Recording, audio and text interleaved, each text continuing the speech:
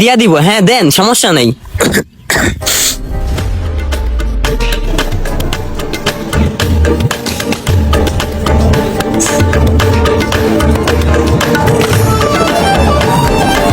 এই যে ভাই টাকাটা। তাহলে হুজুর আপনার ছাত্রকে নিয়ে আমরা বাজারটা শেষ করে আসি। তুমি ওনার সাথে যাও। চলো।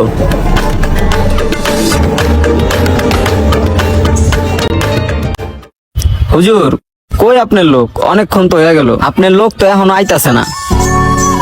ওরা বাজারে গেল,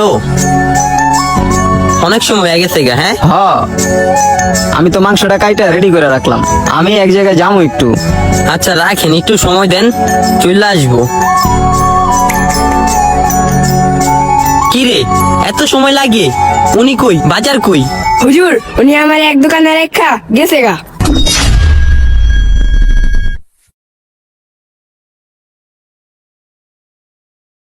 চলে গেছে তোরা রেখা?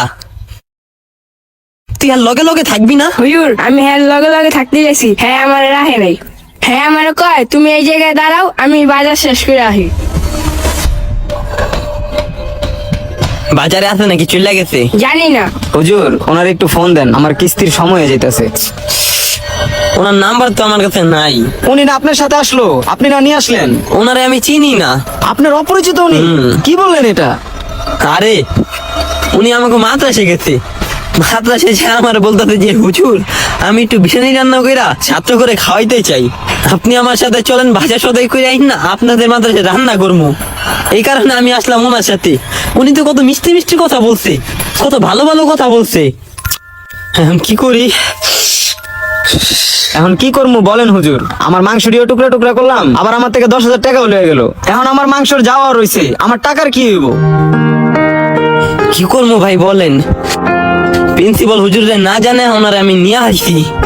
আমি তো মনে করছি ভালো মানুষ, মাদ্রাসে গিয়ে কেউ মিথ্যা কথা বলে। কিভাবে প্রতারণা করছে শুনেন ভাই। মাদ্রাসে যে আমারে বলতেছে হুজুর আমি ছাত্র করে একটু খাবার খাওয়ামু, এই জন্য নিয়ে আইছে। জানি আমারে বিশ্বাস করে ওনার থেকে 10,000 টাকা নিচ্ছে। 10,000 টাকা নিয়ে কই চুল লাগেছে। হ্যাঁ দেখলাম তো।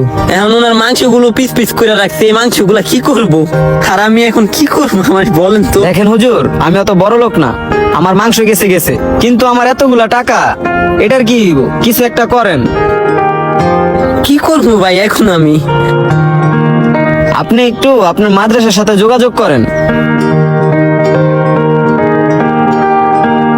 চোর তো চোরই হয়, ওনার মানবতা বলতে কিছুই নেই। সেটা মসজিদ হোক, মাদ্রাসা হোক, হাট বাজার, যেটাই হোক, ওর প্রতারণা করতে দ্বিধাবোধ হয় না।